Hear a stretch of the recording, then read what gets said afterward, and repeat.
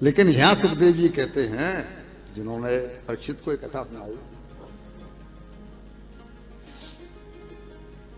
कि जिनकी आत्मा तक मर जाती है, इस कथा के श्रवण से वो पापात्मा भी धर्मात्मा बन जाते हैं। अब प्रश्न हमारा आपसे ये है कि आत्मा किन की मरती है? भैया जी, वो तो पापात्मा तो हुआ ही जिसका आत्मा मर गया, पर आत्मा मरती किसकी है? आत्मा मरने का अर्थ है कि हम ये विचार ही नहीं कर रहे हैं कि हमारे घर में माँ बाप हैं और वो हमारे भगवान है, क्योंकि उनको हमने उत्पन्न किया है। हम आज घरों में ये बात देख रहे हैं कि माँ बाप का वो सम्मान है जो भगवान का होना चाहिए। साक्षात भगवान है माँ बाप को, हम ईश्वर को तो मानने के लिए तैयार है। बड़ा ताज्जुब होता है जिस समय हमारी बहन बेटियां बहुएं ये यंग जो बैठी हैं, मंदिर में तो जाके नाक रगड़ रही हैं, और घर में जो बुजुर्ग बैठे हैं उनको समय पर भोजन का इंतजाम नहीं। तो भाई वहां जाके क्या पाओगे जब घर के ही जो जनक हैं हमारे, भाई आपके पति की उत्पत्ति करता तो वही है ना। वो ब्रह्मा जी की भूमिका में है कि नहीं है? ब्रह्मा जी ने तो उत्पन्न किया सबको, और कल आपके बच्चे होंगे तो आप ब्रह्मा जी की भूमिका में होंगे, आप सृष्टि का उत्पत्ति करेंगे। आप जो कल्पना करेंगे कि हमारे बच्चे हमें सम्मान दें, तो क्या वो बुजुर्ग माँ बाप आपसे उम्मीद नहीं करते होंगे? इसमें जो प्रसंग हम सुनाने जा रहे हैं, इसमें जो प्रसंग है वो धुंधकारी का है। धुंधकारी के लिए कहा गया है कि जिसकी आत्मा तक मर जाती हो। हम प्रसंग आगे सुना रहे हैं। हमें बड़ा कष्ट होता है जब हम घरों में, हम गंगा किनारे रहते हैं, स्वर्गाश्रम में ऋषिकेश में 7 महीने, वहां जब बुजुर्गों से मिलते हैं, अरे साहब क्या कहें साहब, रोते हैं बेचारे खड़े होकर, बहुत बुरा हाल है। यहाँ आते हैं तो मन नहीं लगता, और वहां रहते हैं तो घुट घुट के जीना पड़ता है, बड़ा कष्ट होता है। इसलिए कहता हूं, इन लोगों के लिए कहा गया कि जिनकी आत्मा तक,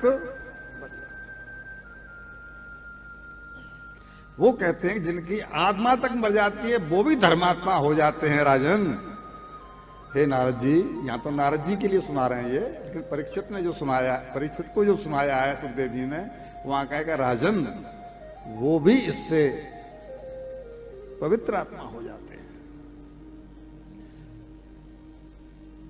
तो उन्होंने कहा कि अगर ऐसा है तो इसका कोई प्रमाण तो चाहिए, इसका कोई प्रमाण दीजिए जो कि जिसकी आत्मा मर चुकी हो और वो इस कथा के श्रवण से और धर्मात्मा हो गया हो। तब उन्होंने सुनाया कि आज का जो कन्नौज है वहां के लिए ये कहा गया है कि वहां पर एक बड़ा विद्वान ब्राह्मण रहता था जिसका के नाम था आत्मदेव। इसके गुण सुन लीजिए, सर्व वेद विशारद। हम कहना क्या चाहते हैं? सर्व वेद विशारद, यानी चारों वेदों का इसको ज्ञान है। स्रोत स्मार्तेषु निष्णातो, जो स्रोत और स्मार्त कर्म में उसमें ये निष्णांत है। इतना बुद्धिमान, इतना ज्ञानवान व्यक्ति। अब इसकी आगे सुनिए। मैं आपका ध्यान वो खींचना चाहता हूं कि हम में से कोई भी ये बात मान रहा है कि हम कम ज्ञानी हैं, हम कम बुद्धिमान हैं। कोई 60 साल का या 26 साल की हमारी बहुएं बैठी हैं, बच्चियां बैठी, कोई मानने को तैयार है 70 साल का, 80 साल का, कि मैं कोई कम ज्ञानी हूं। इट मीन्स हम सबके सब ज्ञानी हैं। फिर ये सब क्यों हो रहा है? अब वो सुनाएंगे कि इतना ज्ञानी व्यक्ति भी दुखी था। क्यों? बोला उसको कोई संतान ही नहीं हुई। अब संतान नहीं हुई तो ये दोष किसका है? जवाब दीजिए। पूर्व जन्म के मानना पड़ेगा कि नहीं मानना पड़ेगा? जब पूर्व जन्म के कर्म का फल है तो अपने आप को गालियां दो ना, अपने आप को चांटा मारो ना, अपने आप को धिक्कारो ना। लेकिन ये संतान नहीं है, इसलिए मरने के लिए जा रहा है वन में। कि अगर संतान नहीं है तो फिर घर का क्या नाम, घर में बिना संतान के क्या है? ये तो भाग्यहीनों के जीवन में ऐसा होता है। तो वही भाग्यहीन तो तुम होगे जब तुम कर्म वैसे करके आए हो। तो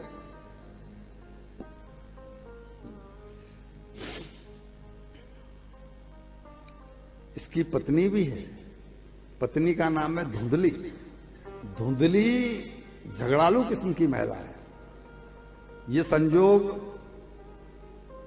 फिर समझिए, इसको ऐसे समझिए कि पति को पत्नी, पत्नी को पति, और पति पत्नी दोनों को ही जो संतान की प्राप्ति होती है वो चुकने और चुकाने का, या तो पत्नी चुकने आई है या पत्नी चुकाने के लिए मिली है। संतान चुकने के लिए आई है या चुकाने के लिए। इसकी पत्नी जो थी वो बड़ी झगड़ालू किस्म की थी, उसका नाम भी धुंधली था, और उसका संतान में कोई भरोसा नहीं है। वो कहती है कि मेरी दृष्टि में तो वो महिला सुखी है जो बांझ है। यही सब कुछ लिखा हुआ है इसमें। जो विधवा है, क्यों बोले कौन झमेले बड़े बच्चों के में। इतनी कर्कशा महिला इसकी पत्नी है, जबकि ये कितना विद्वान है। लेकिन इतनी विद्वता होते हुए भी इसको ये भरोसा नहीं है कि मैं पिछले जन्म में कर्म बुरे करके आया हूं, इसलिए नहीं मिली संतान।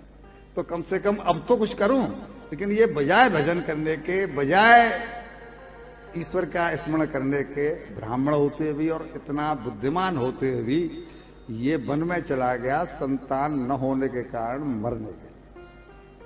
कि मरने में फायदा है, घर में रहने में फायदा नहीं, क्योंकि संतान नहीं। ये बेटे का जो मोह है, आप कल्पना करिए हम सबके घर बेटे हैं कि हम तो इतना उनसे मोह करते हैं, लेकिन हमारे बालक, जो हमारे जो बाप थे उनके लिए हम ऐसे थे। अब बोलो फिर आपको कैसे मिल जाएंगे? जैसा बोएंगे वैसा काटेंगे। वहां जाके एक सरोवर के किनारे बैठा और रोने लगा। जब रोने लगा, संयोग से वहां से त्रिकालदर्शी संत निकल रहे थे और उन्होंने इसको रोते देखा। तो ब्राह्मणों से तो, कपड़ों से तो मालूम पड़ गया ये ब्राह्मण है। तो उन्होंने पूछा कि थम रो दिस